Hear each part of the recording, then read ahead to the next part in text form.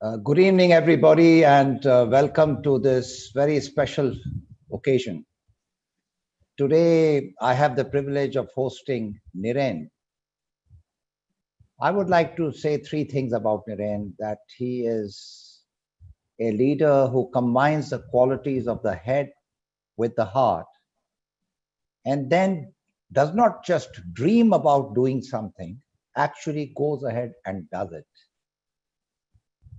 The second thing I'd like to talk about Niren is his absolutely wonderful, multi-talented personality with a guitar in his hand, with music coming from and lyrics coming in, and the way he creates space for people to create so much of joy wherever he goes.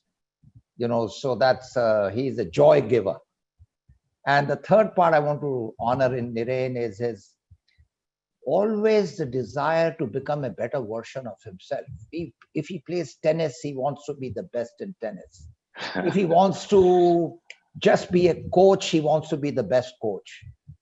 Whatever he does with so much of passion and so much of commitment that it's incredible. And Niren, it's been a privilege knowing you.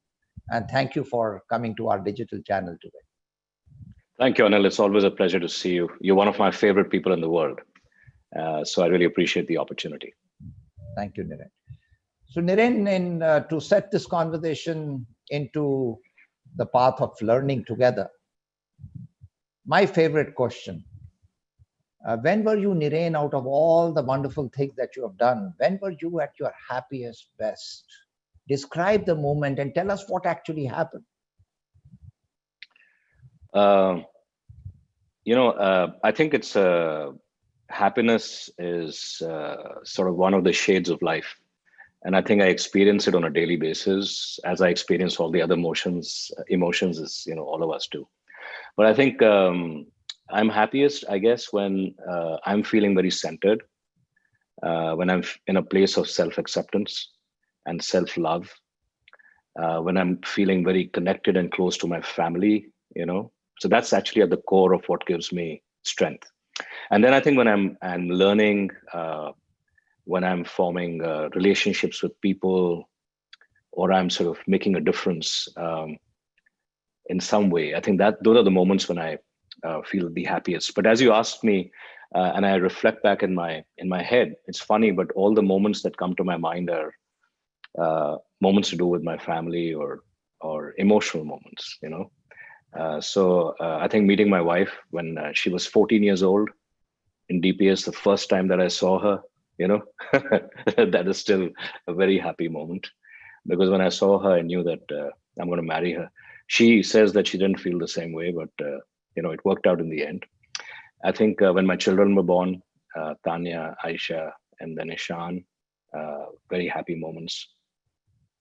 I think recently Ishan got engaged to Emmy, and that was a feeling that I can't even describe, So I think those are some moments that come to my life. I think interestingly, all connected to my family. But that I think is really at the core of what keeps me, together. How nice. Ishan, amongst all the, about Ishan and about Tanya, about Aisha and Aditi, all the four important people in your life and many others, with all these wonderful people that surround you and the things that you've done with them, at the same time, you have been a very intense business leader, right from your Taj hotel days and then a very long career with Yum Brands and, right through to your current position as the global head of Panera. Amongst all these things that you have done professionally and at work, what is that one project or one initiative that you did which makes you feel that was the best you and your team did? I think it's like the first question of happiness. I think I still feel that it's like an ongoing journey. I feel that my life is like an unfinished painting, and I feel that the best is yet to come. And I have this funny attitude: wherever I'm at, whatever I'm doing, I think that's the best thing that's ever happened. So I'm constantly sort of moving ahead, and I enjoy what I do, but I'm constantly looking forward. So there are many moments that I felt that we were doing some really wonderful stuff.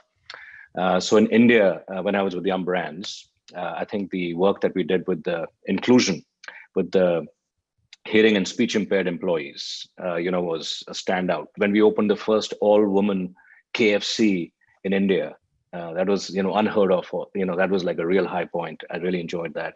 In Holland, I think setting up the business from scratch in a different country where I couldn't even pronounce the name of the street in which I was living, which went like Van Pul Van Seros Kerkenweg, to go there, go there and set up a business. And then from there, go to Germany, learn the language there, try to turn around the business. Those were really sort of challenging moments. And then I think going to Krispy Kreme and selling donuts all over the world was absolutely fascinating and thrilling, opening up new markets and, growing the business. And now Panera, Panera is an incredible brand. And I think I have to say, even the pandemic has been like in a way, a high point because it has really tested me, as a leader. So I would say there have been many, many different moments, but I feel that the best is yet to come. Tell me, Niren, in some of the things that you did, including what you're doing in Panera right now, what have been some of the gifts that you have discovered in yourself, which show up every time you exceed your own expectation? I know that's very hard for you to exceed your own expectation, but what have you discovered in yourself as your own unique gifts? Yeah, I think there are a few things, and I was reflecting on this even as we got hit by the pandemic and our business was deeply impacted. Just quickly in like 5 days, the business just plummeted, and it was a tough time. And as a team, we were all sitting remote and wondering how should we address this? How long will this last? How deep is this going to be? None of us had any idea. And I think in moments like that, I feel going back to who you are and your core values as a human being gives you clarity as a leader. So some of my core values, the first thing when I feel overwhelmed by the complexity of a situation and how difficult things might be, the first thing I try and do is always take personal accountability. This thing of circle of influence and circle of control. And all of us very often get lost in the circle of concern. And, the circle of influence is kind of what we need to focus on. So I remind myself, okay, stop worrying about what you don't have control over, worry about what you have influence over, and see what you can do. So I think that immediately empowers you. The second thing I've always felt is that one may need to make the toughest and the most difficult decisions, which you have to in a moment like this when you're trying to protect the business and the brand. By tough, I mean impacting people, furloughs, layoffs, eliminations of roles, salary reductions. Those are tough things to do. But I do believe it's possible to do the tough things with compassion and with heart.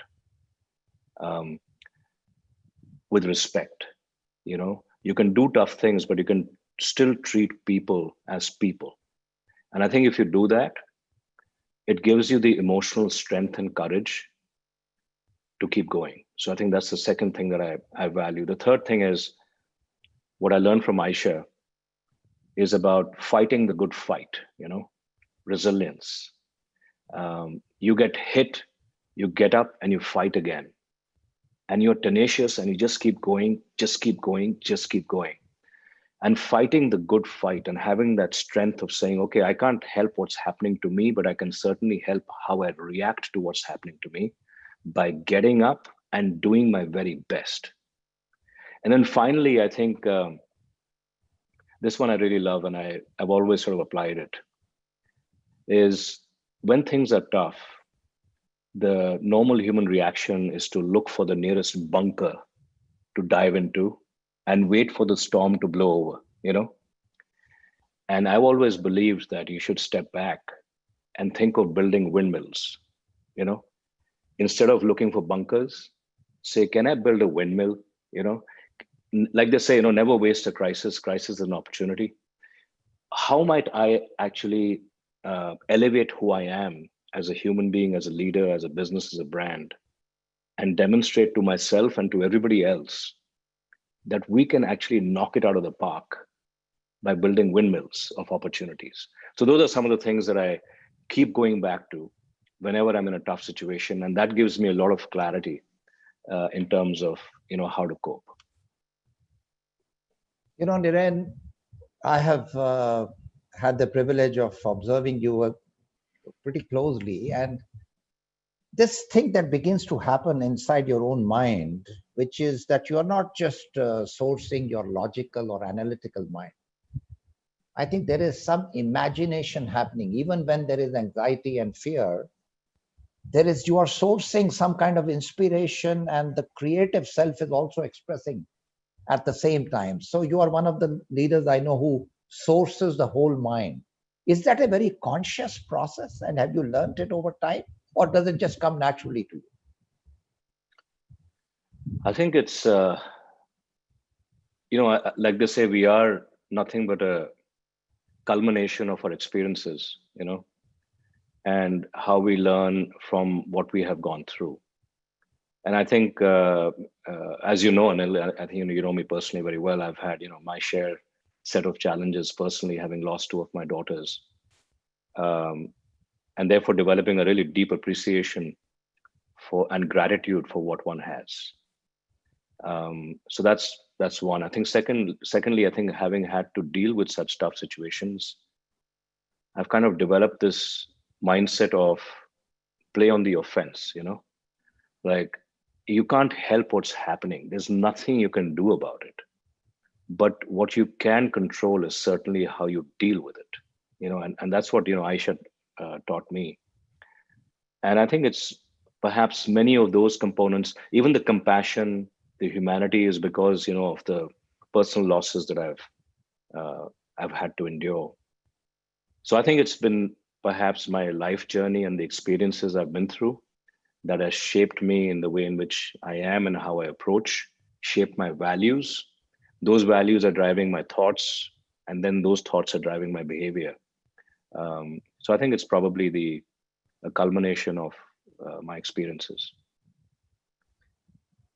Now, of course, Aisha's story and your stories, Aditi's stories, Ishan's story has become like an collective experience for all of us through the film that has been made.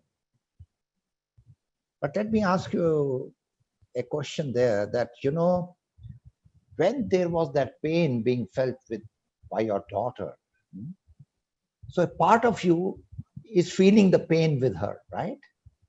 On the other hand, you also want to protect her from herself, because she might want to do things which may not be safe for her, right?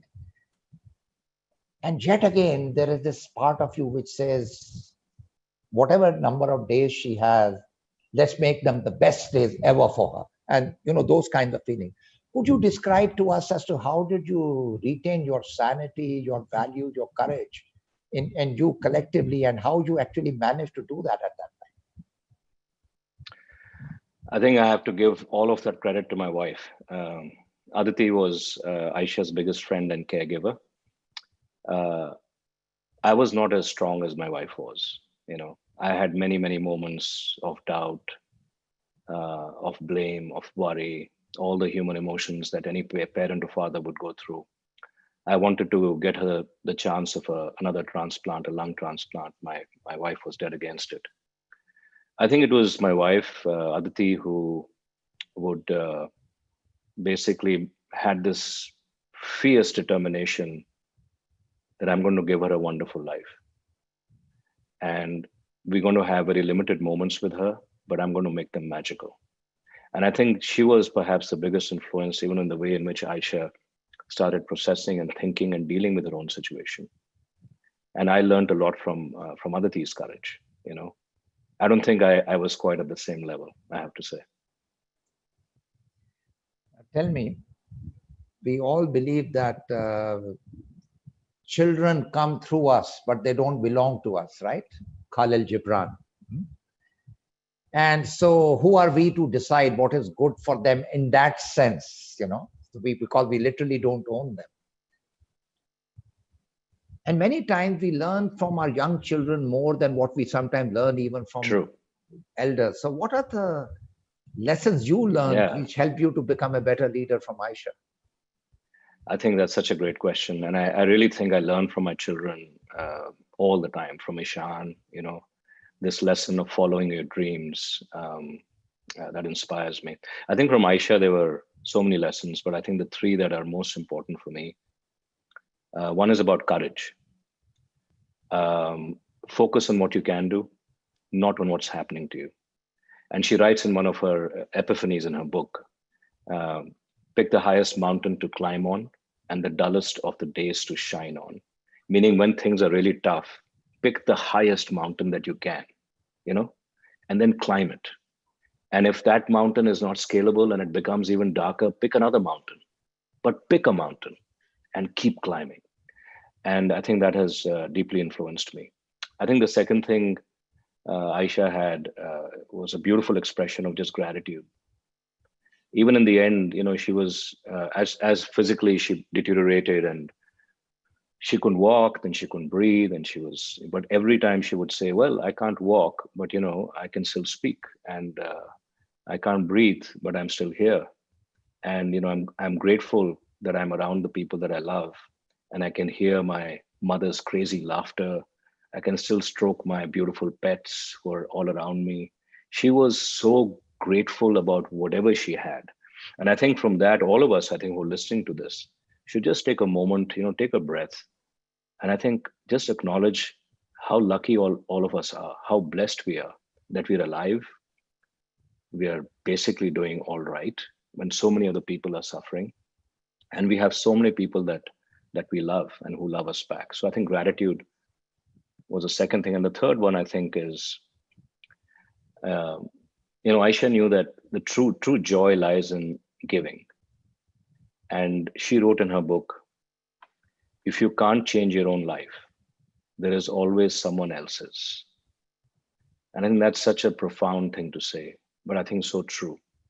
You know, Aditi and I can't change our own life, what's happened to us, but we can certainly impact the lives of those that we come in contact with, at work, in our communities, many different ways. So I would say those are some of the things that really have stayed with me and inspire me. Niren, these important lessons which you learned from your family, you acknowledge Ishan, you acknowledge Aisha, you acknowledge Aditi, who's been your best friend, as you called her. And you are relating that to how you show up at work every day. Now, tell us, in this recent pandemic that broke out and Panera Bread, as you said, this industry was the biggest sort of victim of what happened in the short term, at least. I mean, the biggest impact has been on the hospitality industry, the retail industry, and so on.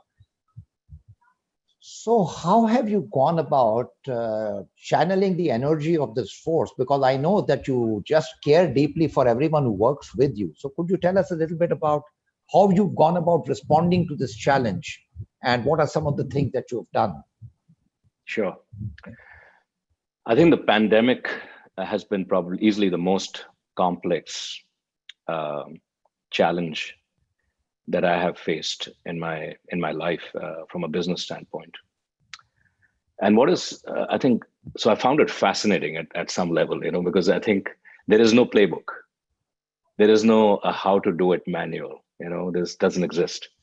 So and what is also I think fascinating is that the health crisis has quickly moved into becoming a financial crisis and now is becoming a humanitarian crisis of epic proportions, and that linkage is very clear and is happening in country after country, health to financial to humanitarian. And if you step back from it, there are two ranges of emotions that I observe. One range of emotion is that all of us feel is fear, anxiety, uncertainty, stress, unhappiness, one set of negative emotions. On the other hand, I think all of us will agree we have a set of very positive emotions of gratitude, of connection with our families, of commitment to our communities, of a higher sense of responsibility to the world in which we live, right? Both are happening. There's this negative emotion at a personal level, but then there's also this positive emotion. This is duality that is happening. And I think at that kind of a time, I really feel that all of our stakeholders, our associates, our employees, our customers, our communities, will watch how leaders behave and how brands behave. And I deeply believe that how we as humans, as leaders, as brands and businesses treat our associates, our customers, our communities during the pandemic will in turn determine how they will treat us after the pandemic. So I think that's kind of framed our thinking a lot at Panera. So I'll give you some specific examples. So let's take those three stakeholders, associates, customers, and community. So associates, how can we treat them with compassion and care and respect, even at this difficult time, even as we have to cut jobs and do layoffs and furloughs and salary reductions? How do we do that? So I think we did a bunch of different things apart from the usual that you would expect. So we had one free family meal for every employee, even if you're furloughed. In the organization, we announced, that even if you're furloughed, your family can come. You're welcome to come to Panera and have a free meal on the house, once a week. We quickly set up an arrangement with brands like CVS and Walmart, because I realized that they're actually hiring people and I'm furloughing people. So I reached out to the CEO of Walmart and I said, can you please employ my people temporarily and then give them back to me? And he agreed. So I think, so those are some examples of, leading with heart on our associates. Then customers are wanting safety and convenience. So in about 10 days, we set up a new line of business called Panera Grocery, recognizing there was a big friction of consumers not being able to get grocery items home delivered. And we had the potential risk of a massive write-off on our ingredients. We set up this new business in like 10 days flat, which is incredible. And on communities, we've done a lot of work. And if you like, I can give you some examples. But very quickly, I think on communities, we said we must serve those who are impacted most by the pandemic. So it's doctors and nurses, it's children, and it's families. To give you a sense, I think, almost 54 million Americans are fighting for food and hunger. It's like a unheard of thing in the richest country of the world. And I just feel that as companies and brands, you can't just sit back and observe what's happening and wait for other people to come and solve things. You have to step up and do the right thing. So those are some ways in which we, pivoted, mostly sort of values-led and more long-term orientation. Obviously, you do the obvious things like preserving cash and liquidity and all that. But I really think how we will be treated will depend on how we treat our stakeholders during this time. That's very nice to know, Niren. So thank you, and congratulations on showing the way to so many of us. Now, linked to that, I want to ask you a question that, as you said, this crisis is an opportunity. So what are you sourcing within yourself by way of inspiration to reveal to you what would be the future like? I know that this is not some crystal ball grazing, but yet what is being revealed to you as you look at the future? What will the future hold for all of us? So I think when I look at that, I have, again, I think as I go back to my values, I think one core value is always in difficult, ambiguous situations is to have a fierce curiosity to learn, because nobody really knows, but there are many better minds around me who know a lot more than I do, So I think seeking those out and learning and understanding and really getting a sense of, okay, what are we going to deal with? I think the first thing.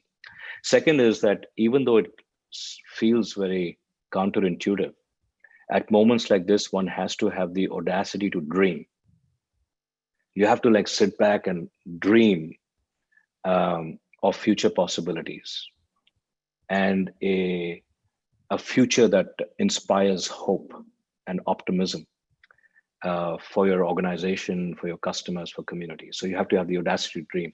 And then lastly, I think you have to have this firm resolve of, I will have the courage to act, because I think the new world will require some really bold, courageous moves that probably are not going to be liked by everybody.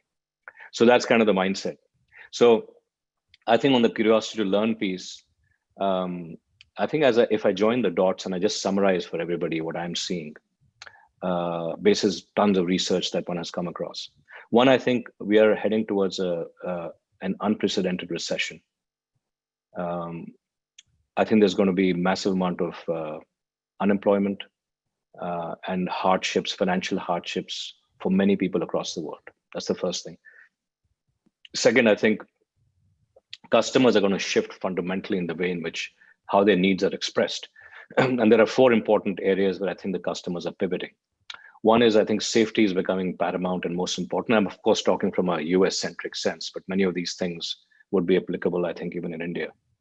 So safety is going to be very important. Customers are going to look for a reassurance that they are safe when they interact with the brands.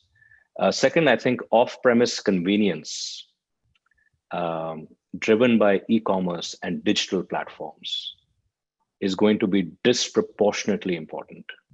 It was important, it was a trend. Now I think it is a mega trend and the customers are going to demand it. And I think those of us who can get ahead of it by developing off-premise access driven by e-commerce will win. The third area I think is around value. Value will become exceptionally important in all dimensions: price point value, quality value, abundance value.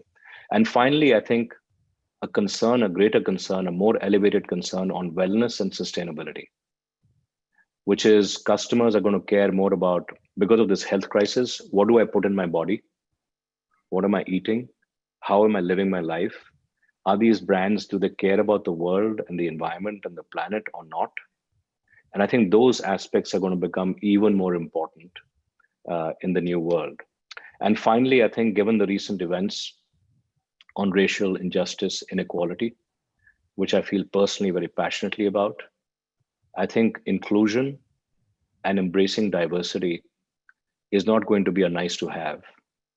I think it's going to be something that all of us as leaders will have to recommit ourselves to and make a meaningful difference in that regard.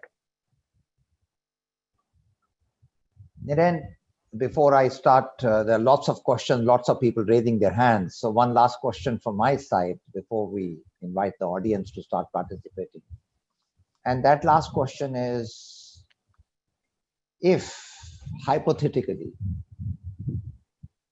this is the last day that all of us have on this planet Earth, and I'm particularly talking about all my young students who are listening to you, what would be your advice to them, thinking that all of us have limited time? What should we focus on? What's your advice to the young leader? As in just one day? Yeah, I mean, short period of time. Yeah. I think I would say fulfill your dreams, follow your heart, and love intensely. I think that's what matters more than anything else in the end. Whatever makes you happy, whatever it might be, do that. And people that you love around you, take the time to tell them that you love them. Because I think very often, I think we don't do enough of that. Thank you, Niren. Thank you very much. Now let me turn the attention. There are first people raising their hands. So I know Snehal Shah, my former colleague, Dr. Snehal Shah, who now is at the SP Jain Institute of Management, leads their doctoral program. Snehal, you are asking a question, so, or you're raising your hand, so please go ahead and say what's in your mind. And while she is putting that on the chat, or she is telling us what, Yogesh Chandle, the co-founder of Soil, and himself a tech entrepreneur, is asking, how did you bring all the decision makers together when you were trying to sort of respond to this crisis, how did you bring about this coalition of stakeholders and all the decision makers that were involved? What process did you use to, in a way, co-create your response? So I think, firstly, I think a crisis always triggers collaboration. I think it's a very human reaction of survival. You know, when the stakes are very high and people feel that we may not have a business to come back to, it's amazing what that can do to bring people together. So I think, I think crisis is a great trigger. I think the second thing is you, and this is, you know, this was happening. We were all remote offices. We were working from home. I haven't seen people now physically for the last 3-4 months. So I would say that, you know, it's actually not been a barrier. On the contrary, it's been a big unlock because we've just been sitting around the screen like this for 15, 16 hours a day, uninterrupted, face to face, nowhere to escape, and just slugging it out and just talking and conversing and, you know, being very honest. And of course, I think stating the obvious, this can happen only if you have trust to begin with. You know, trust is so important. Trust is everything. I think if you have trusting relationships with your team, if your team believes and mirrors the same values that you believe in, then you can speak in shorthand. Then people understand what you're saying. People understand where you're coming from. And I think people are more focused not on what's happening in their heads, but more in terms of what needs to be done. Very nice. Anjaney, who's one of the young alumni of Soil, he's asking a question that when you are balancing the interests of multiple stakeholders and trying to ensure the well-being of all the stakeholders, sometimes there is some conflict between the needs of one compared to the others. So how do you then prioritize when there is a dilemma, when there is a conflict? You mean between, say, community and shareholder value or exactly that type of stuff? Yeah. I think I really believe that that we exist in business for three important reasons. Shareholder value creation is number one by far, but also unlocking the dreams of people who work with us, and also impacting the community that we serve. For me, those are the big three drivers. However, shareholder value is the fuel that allows you to do the other two things. If you don't have shareholder value, you can't unlock dreams and you can't contribute to the community. So I think, therefore, any community effort that you do, any effort that you do towards associates, all of that has to have the lens of shareholder value creation in the short term or in the long term. And we always use that as a filter. And I would argue that it is possible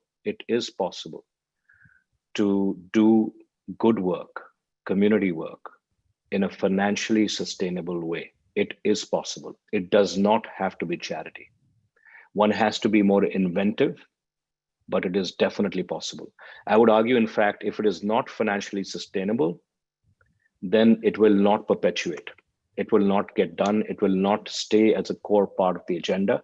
And therefore, as leaders, we have to find a way of how to make activities that square up with purpose financially sustainable. And I think we were able to figure that out when we went after all of these initiatives I shared with you. Monica Tata, who is from Portugal and who is a big servant of the planet, believing a lot in ecology, she is listening to you from Portugal, and she says, COVID-19 is a unique moment to promote the willingness to emerge from this health, social, and life emergency and make ourselves accountable to our oneness and interconnectedness with nature. So what are your comments about this? I totally agree with you. I think businesses are in the same ecosystem of humanity. We're not something, businesses and we are not somehow separate. And I think we have to acknowledge, embrace, and take accountability in our pieces of our business to impact the planet and the environment, and this aspect of oneness that you talked about, which is, I call it sort of the inclusion agenda. I really think that, I keep asking myself, how can I make Panera the world that I want to see? because I don't have enough control in the world outside of Panera, but in Panera, me and my team have full control. Why can't we make Panera a shining example of the world that we wish to see, which is inclusive, embracing, compassionate, caring, respectful, and responsible?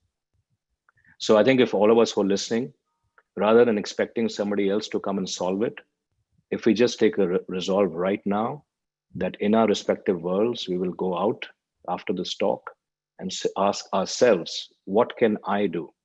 How can I drive a more inclusive agenda? That's how I think change will begin. That's very well said.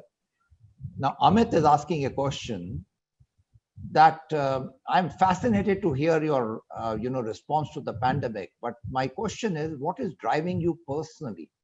And at what point you will say that you have achieved your own goals? Like I said, I think of my life like an unfinished painting, and it'll never be finished. And I keep getting up every morning thinking I'm going to make the picture a little more perfect, more colors, sharper, more definition. So I think I just feel I wake up every morning to try and be the best version of myself every single day. Mm-hmm. And that by definition can never stop. So I feel I still feel positively dissatisfied, and I want to keep becoming better. There are so many things I should be and could be doing differently and much better than I have done. And that is my journey. One of our young female students, Sneha Yadav, is saying, sir, I am really moved by your story, your life story, and Aisha's story. And I have watched the TEDx talk of Aisha multiple times. My question is, how are you so efficient in addressing people-related issues and culture building in your organization? Where does that natural strength come from, your strength in building the right cultures with people? I think it's I would say again, like I was saying earlier, it's a set of experiences that one I've been fortunate to go through, and leaders that I've worked with who deeply influenced me.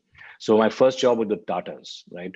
And the Tatas, I learned the importance of integrity, doing things the right way. And that stayed with me all my life. After that, I worked at Yum Brands. At Yum Brands, I learned that to create meaningful change in a business, strategy is important, but execution is everything. And execution in turn is a function of people and culture. And even between people and culture, culture is absolutely the most important thing. So I learned that, and I sort of lived that for more than 20, 25 years. And that has deeply sort of shaped me. And then I think culture, what is culture? Culture basically is a feeling that we express through a common language, and I think that's what it is. So I think those values have been a part of who I am as a leader, because of my experiences and the benefits that I have seen at having been part of such organizations that have taught me a lot, and leaders from whom I have learned. Ratna Pandey, who is a storyteller, an author, and also a coach, she asked the question, what areas do you believe we need to reskill ourselves in the short term to be ready for the new world that you talk about? I think new skills, I would say, first, I think is starting with your own sort of emotional strength and resilience and self-care and self-love. I think this ability to have stillness in the face of overwhelming adversity and to be able to think very clearly, requires a lot of mindful practice, wellness practice, to be at peace with yourself, to work on yourself to begin with, because I think that's where a lot of upheaval can be if it is not worked on or addressed. And I think we all need to have, that has to be the starting point. Who am I, and how can I be more centered? And then I think, of course, skills, those are obvious skills. I think in the new world, we talked about it. How can I be more digital savvy, more e-commerce savvy? How can I actually raise my innovation IQ? I think because in the new world, business models are going to be disrupted. And those of us who are more skilled at innovative thinking, I think are going to obviously benefit. The new world is going to be more tech driven, more IT driven, more e-commerce driven, so those who are actually have a better sense of that are going to be in a better position. But I'll tell you this, it has always been true and it always will be true. The one skill that matters more than anything else is people. We can, many other things will come and go, but the biggest unlock continues to be people. So I think learning how to be a better coach, how to be a better listener, how to sort of bring out the best in people, I think those areas are timeless. And I think you can never do enough of that. Thank you, Niren. Ipli Ajay Kumar, he's asking, what's the biggest lesson you have learned from your journey, especially lessons you learned from failures? Would you like to share about learning from failures? Yeah, I think I've had, more than my share of failures. The funny thing is, failures sneak up on you just like, when you're playing golf. I don't know how many of you play golf, but just when you think, oh, I've hit this beautiful drive, and now I finally have understood the game of golf, and now my handicap will come down, and the next shot you kind of just completely blow it. So the minute you think that you're getting on top of things, I think you get hit by failures. I think my biggest lesson on failure is the realization that one has to constantly learn, but then also unlearn and then relearn. And I think many failures have happened to me because I have learned and then stuck with what I have learned, thinking that that will make me successful in every situation.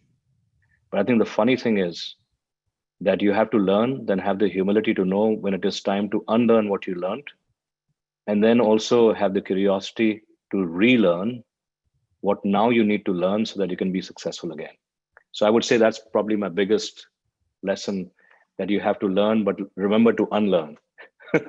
Because no lesson lasts forever, because things are in constant change and constant flux. Thank you. Narendra Paul, who is one of the grassroots level worker in the villages in the country. He works for the Chinmaya Organization of Rural Development, which has transformed 1,000 villages in the Kangra Valley. And so he is part of this amazing social innovation experiment for last 20 years. And he's saying that based on your life story, if you have to help people to source purpose, what are some of the helpful questions they may ask themselves, which will help them to find their purpose in life? So a lot of young people who don't seem to have found that purpose or found their calling. Firstly, I think congratulations on the fantastic work that you're doing. It sounds absolutely amazing, and I have deep respect for what you're trying to achieve. I really believe purpose is very important. I think if you do not have purpose, then after you finish your life, you might not like the life that you have led. Because life is unfolding, life's not waiting for anybody. And I believe that everything in this world is created twice, once in your mind and only then in reality. And therefore dreaming and imagining and thinking is so important for there to be any likelihood for those events to occur. And that's what I call purpose, kind of this envisioning the future. And this envisioning the future, you're right, is a bit of a black box and sounds, very complicated. But to me, it is a simple act of just sitting with some family members that you love. And when you're nice and, relaxed, and you just fast forward your life 10 years from now, 5 years from now, and you imagine yourself in terms of where am I living? Who am I sitting with? What life am I leading? Where are my children going to school? What kind of a job am I doing? What kind of a car am I driving? What sports am I playing? It's the usual stuff that life consists of. It's nothing sort of esoteric. But I think having a clear vision of what would I love to see happen for me, for my family, for the kind of work I do, and the life that I lead. And it doesn't have to be perfect, but you have to envision it. I'll share with you a quick story about how powerful that is. When I was in Holland, somebody asked me that just write down your dreams. And if you write it down, there is this subconscious commitment to what you want to see happen in your life. I said, well, I don't believe it, but let me see what the hell. So I wrote it all down, all kinds of silly things like, golf handicap and where my children would go to school, how many kids I would have, and my financial independence and stuff like that. And then I forgot about it. When I was shifting house from Holland and going to Germany, I came across that piece of paper, and I started striking off things that had happened in my life, and everything had happened except my golf handicap, which is still a problem. But I think everything else actually materialized, and it just struck me that how powerful something like that can be. So to me, purpose is about either envisioning or writing down what your life looks like 5 years from now. Very good. Deen Dayalan, who works for the grassroots level blue-collar workers, he runs a consulting and training company with about 100 people. He's talking about lessons learned from the wisdom of grandmothers, especially on food and immunity.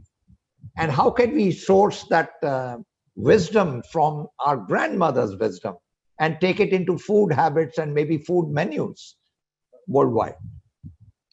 Yeah, I think grandmothers and even my mother, my mother, from whom I learned so many wonderful things. I think those age-old values, especially, by the way, I miss those a lot as I'm living in the West at home, although my wife has become an amazing cook and she's serving me some fantastic Indian meals. I think, but the lessons from our parents and my mother and is, this thing about cooked with love and freshly made with the freshest and best ingredients that are handpicked from the market, where your mother goes out and actually picks them lovingly for you, and they're handpicked and they're fresh, and they're not sort of processed. And then you kind of chop them and you cook a meal and you serve it, and there's nothing in the world that tastes like that. So I think it's kind of going back to the basics of freshness, authentic food, food with integrity, even proteins that are responsibly raised with a care and concern for the planet in which we live in. Because I think, as all of us know, even a plate of food can impact global warming. So I think understanding those connections, understanding how our choice of food and our choice of brands is either adding or subtracting from our commitment to the carbon footprint of the world, for example.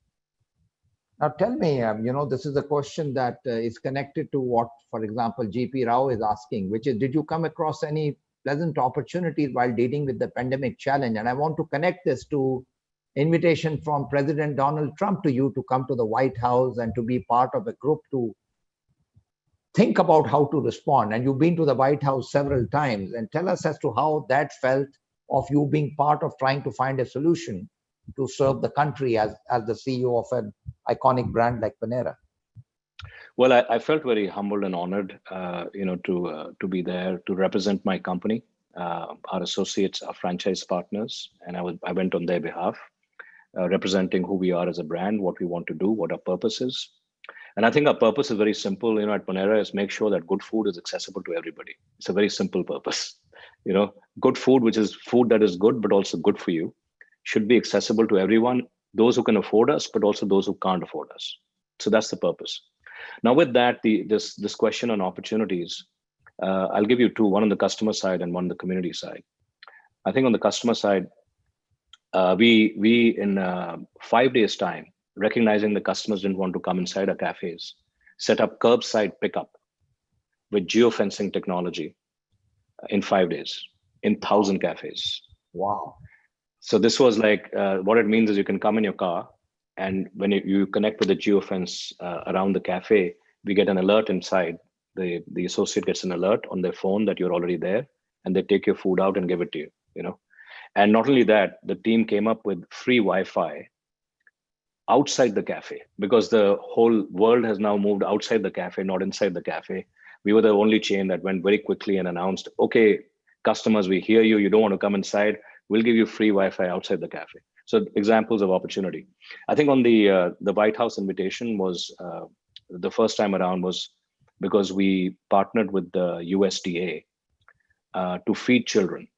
I think I very early on came across a news item that children were going hungry, and in the US there are many children who rely on school meals as programs to feed them. And because schools were closed, they didn't have food. And I just thought, this is unacceptable. So we partnered with USDA and provided fresh meals to children across the state of Ohio and in other states. And the government was very appreciative of that move, and they invited us to sort of announce that. So I think, yeah, it's a question of how can you step up as a leader, as a brand, as a business, and be quickly responsive, be it to a customer or be it to what the community needs. Wonderful. Adi is asking a question. How does a spontaneous person who works with an aim, how should that spontaneous person train herself during these times to be future ready? And how can we sustain our own self-confidence in our lives? I think self-confidence is, I think, totally a function of knowing yourself and loving yourself and accepting yourself. And, that requires a lot of work. So I think it all starts in here, and it's in to out, not out to in. So I think, like I was saying earlier, wellness practices, I think mentorship, coaching, reaching out to people who've been there, done it, learning from them, I think are some of the ways in which one can actually work on yourself and build your strength from the inside out. Kushagra, who's an alumnus from Soil and also worked in our consulting team, he is asking a question saying, can you share a particular way in which you effectively dealt with adversity? A particular way to what you would consider as the biggest adversity that you faced? I think the biggest adversity for me was when I lost Aisha. I think Tanya's shock was bad enough. She was 8 months when she passed away. Aisha was 18 when she passed away. And that was very hard. And it hit me very, very hard. In fact, I fell into a dark hole. I didn't know how to even cope with it. I felt that everything around me was meaningless. I didn't see the point of going on. And I felt, in deep despair and unable to really function. That was probably my darkest moment in my life thus far, of not knowing how to really get myself out of that funk of having lost my daughter and losing purpose in life. And this was the deep lesson that I learned. I realized I had to first learn to love myself before I could learn to love anybody else. I had to first heal myself before I could be any good as a leader with other people, or indeed even with my own family. So it all starts with me. And then I asked myself, so what does that mean? So I made a list of all my little dreams that all of us have. One dream was I want to go to Harvard, always many of us in India have that dream. So I had that. Second was I'm a musician. I wanted to release my music on iTunes and Spotify. So I made a list of like 4 or 5 things like that. I took a sabbatical and I did each one of those things. I went to Harvard, I recorded music, I put it out there and did a bunch of other things, for a period of 2-3 months. I just indulged myself. And I think that's how my healing started. I just told myself that I was important and that I needed to love myself. And then I think I just realized that, all of us are going to die one day, but I may as well have a blast while I'm here. And not just keep feeling sorry for myself. So I would say that was probably the toughest moment, and that's how I dealt with it. Kavita Kapoor, who lives in Maryland, a former colleague, her husband is the former ambassador of India to different countries, and now is a professor at University of Maryland. She wants to thank you for your leadership and supporting to eradicate hunger in communities. And she said, we have students at the HBCUs, Afro-American community in the US, who are first generation college goers in their families, going through a lot of psychological stress. And what will future hold for them? So with limited resources and they have unsupportive family circumstances, what would you say to them at this time so that they derive inner strength and move on? I think this is such an important topic, and like I said, I've personally recommitted myself and my teams to doing a lot more on diversity and inclusion, and we are just about setting up a very detailed agenda on what that means by supporting local organizations. Like we have one in St. Louis called Urban League, where I think giving charitable donations is easy, but I think giving your time is more important. And I think I'm working with my team to see how we can actually go there and volunteer and work with the youth there, teach, give them opportunities for employment. I think the best thing that we can do for this community at this time is improving access to education. I think education is the catalyst for transforming lives.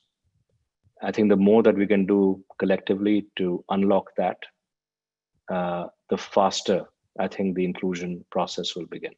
So that's where I would start. I would focus on how I can actually step change access to education for these communities. One of our soil alumni is very excited to be in the webinar today. She says, Niren, so glad you are here. It takes me back to the 2012-13 when you visited the soil campus. And so I want to know, how did you feel being with President Trump in the White House personally? And two, when are you uploading a new song on YouTube? Because he loves to hear your Duba Duba Rehte Hu multiple times. Well, I have actually uploaded, you're a little behind, I have to say, because I've uploaded several songs after that. So if you go to my YouTube channel, you can see that. But thank you for saying it. How did I feel? I felt honored. I felt intimidated. I felt nervous. So I think the first time around, I was asked to address the nation as part of the president's pandemic briefing about our, initiative to serve children. And so I saw President Trump speak, then Vice President Pence speak, and some of the others. And I was on the stage, and my heart was really pounding. And I said, this is going to be either impactful or the worst 2 minutes of my life. So those thoughts were going through my head.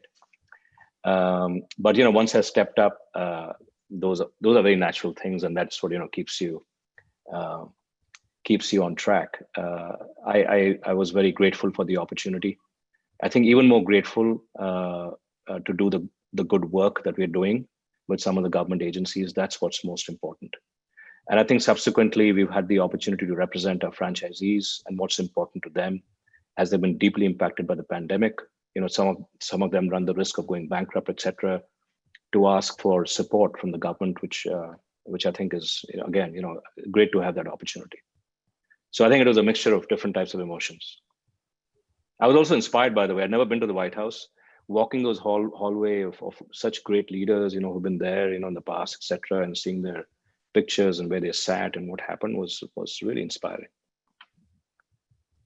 Sudhir Banerjee, who works with ABB and a former colleague in iShare, how do you define risk in today's world? Do you see the definition has changed by itself? And what's the single most important aspect to mitigate what you call the biggest risk? I think the biggest risk at this stage, I would say, is the relevance of the business models that exist today. As you know, that even when we did not have the pandemic, many great companies get disrupted from the outside. Hardly ever do you have examples of companies that disrupt themselves, right? You have the examples of Nokia with Apple and with IBM and Dell and so on. I think the pandemic has probably accelerated that risk many times over. And therefore, I think we have to actually be prepared to disrupt ourselves and our business models. Otherwise, our businesses may face extinction if we just keep doing what we've done in the past. A lot of our alumni, students, Shivani Bhatnagar, Gokul Krishnan, they are all full of appreciation for you.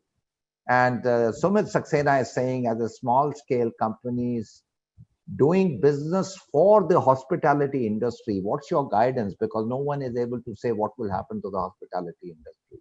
Any particular guidance for the small companies who are supporting hospitality? I would say, in these kind of things, hope for the best and prepare for the worst is always a good strategy. You cannot control what happens to the hospitality industry. You can certainly control what business you want to be in. So I think pivoting from what your strengths are and looking for other opportunities and hoping the hospitality comes back might be a good way to go. Summarize the three things, Niren, that I learned with you today. One, as long as there is life, there is hope. Always dream and always believe that you have the capacity and source from within yourself. Do not ever underestimate your own power, because when you can learn to heal yourself, you can heal the world. And lastly, find joy and purpose in small things. Don't just wait for something which will be revealed to you as your big purpose. Small things in life, everything that we do every day in whatever role we are in, find meaning in that, find joy in that, and become a giving, loving person. And do one thing, go and talk to people that who are important in your life and tell them you love them. Do not be miserly in expressing your appreciation and gratitude to others. So thanks a lot, Niren. What an inspiring session. As always, it's been a privilege to host you. Thank you for coming and thank you for doing this for us. Thank you very much, Anil. Real pleasure to see you again. Thank you. Bye-bye. And next week, at this time, we will have Jerry White, the Nobel laureate, who won the Nobel Prize for Peace. So look forward to welcoming